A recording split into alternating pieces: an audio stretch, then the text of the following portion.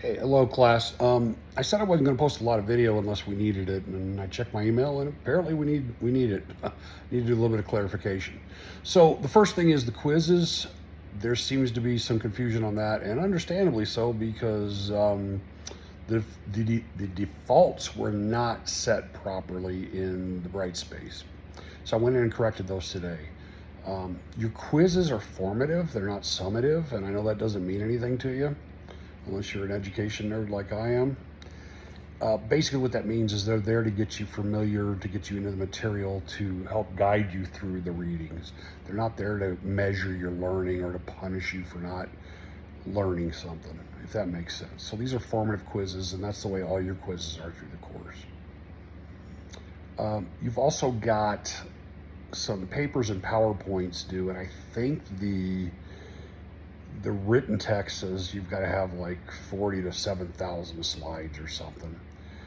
Keep it to 7 to 10 slides. That's plenty because you're going to post them on the forum in like week, I don't know, 9, 10, 11, and then you'll use that data from that to construct your final paper. So basically you're going to use your final PowerPoint to outline your final paper. That makes sense. If not, we'll clarify it when we get closer. But we're not even close to that point yet. So worry about your quizzes this week. You've got multiple attempts. Get familiar with the material. I reset some of the defaults to make that a little bit easier process for you. So I've got two questions coming from the class. Number one is 1790 Naturalization Act. All right, you got to realize that for 200 years or more, we had a king. You're like, what? We had a king. Yeah, we had a king.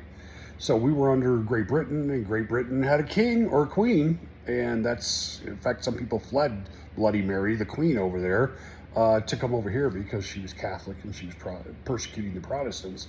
But there were some Catholics over here, and they named a state after her, Maryland. You may have heard of Maryland. So anyway, religion's a big deal at this point. Race is a big deal. And, we've really evolved as a country on some of that stuff. But in 1790, the political powers that be wanted to maintain control. And the last thing they wanted to do was grant people citizenship that were not like-minded. And throughout the early history of the United States and the Civil War, there were, if they couldn't do race requirements, if they couldn't do economic requirements, they did learning requirements and poll taxes and anything else they could to keep white males. The only ones that were voting, and hopefully landholders. They didn't want the poor people voting. So again, you're trying to keep your buddies in power. It's the good old boy system. It's just the slang for it, but that's what it was.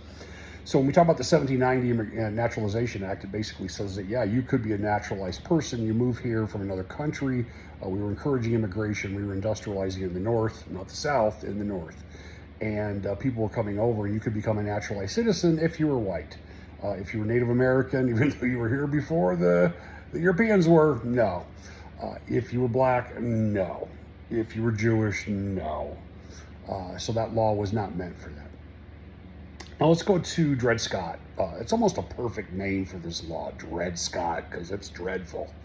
All right, Dred Scott was a slave, okay? And he came to the North, I believe to Illinois, with his master.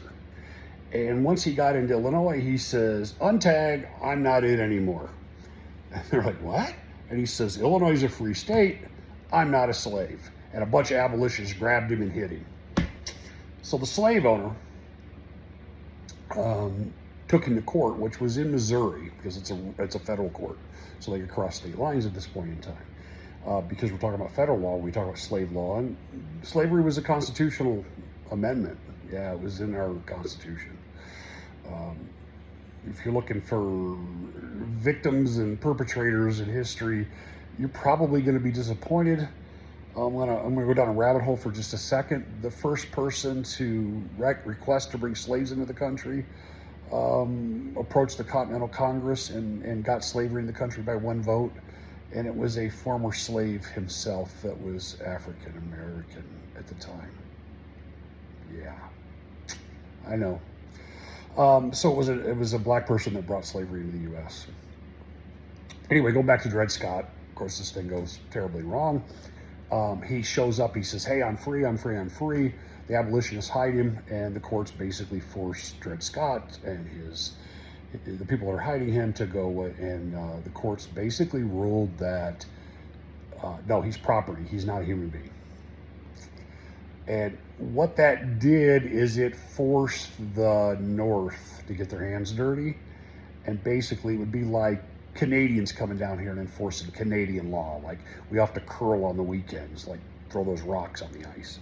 And we're like, we don't want to curl, but you have to because we didn't like it. The North didn't like it. They didn't want the South coming here. So now the Civil War, we're starting to hear the drum beats of the Civil War because now these dirty Southerners have come here and told us what we have to do. We don't like this in the North. Not that the North's hands were clean by any means, but we'll get into that maybe a little bit later. So anyway, Dred Scott is not untagged, he's not on it, and he is forced, and his family is forced to go back into slavery and go back with their owner to the South. So this is a very ethnocentric, it's a very white, European-oriented culture. Women don't have the right to vote at this point in time. They don't have any rights if their husband tells them to do something, they have to. Women are kind of property too, and women were the earliest abolitionists, and they didn't get the right to vote in a bunch of their rights until the 1900s.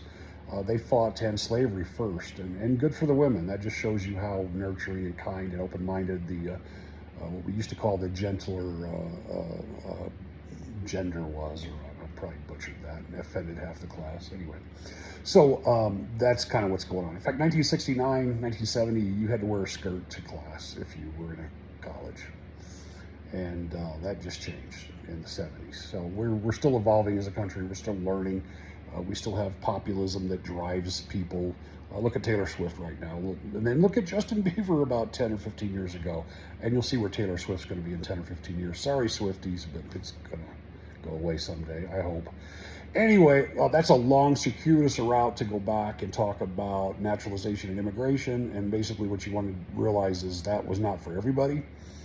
This country, although it says all men are created equal, consider that all white men.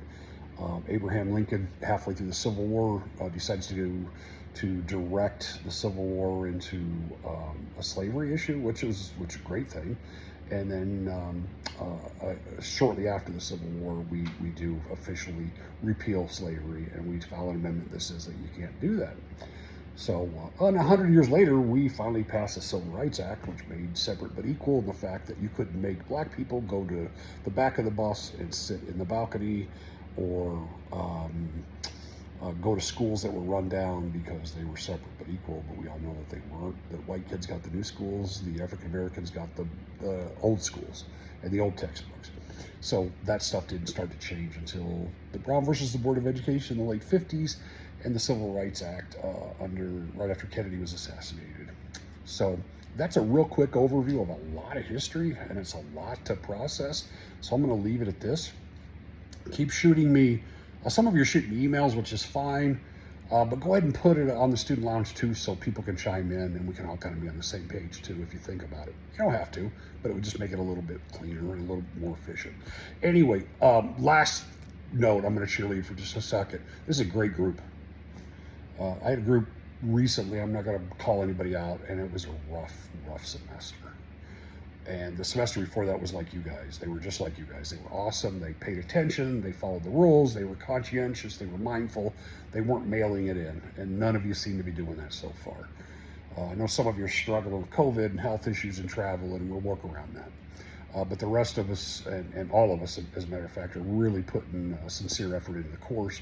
And, you know, no news is good news with me, because trust me, I will hammer you. I will hammer you like a loose nail if I think you need it. And I just haven't seen it yet. So pat on the back to all of you. Keep up the good work. I'm going to clock off here. Blessings. I'll talk to you soon. Bye.